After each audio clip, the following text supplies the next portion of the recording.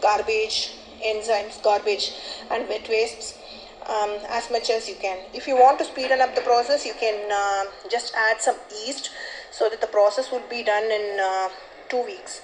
So the garbage enzyme and citrus enzyme, the bio-enzymes can be done in such a way that you can complete it in 2 weeks, and you can nicely filter these particular water out of it, and you can use it for all the plants.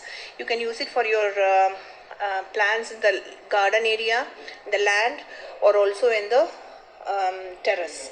So you can add a mug full of bioenzyme or garbage enzyme to a bucket full of water, and you can start using it as a fertilizer or a pesticide. And if you see some worms or any other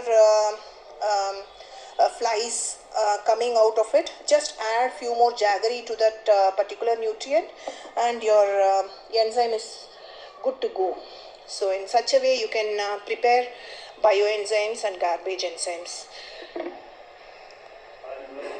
So this is how it is. So you can start growing terrace gardens.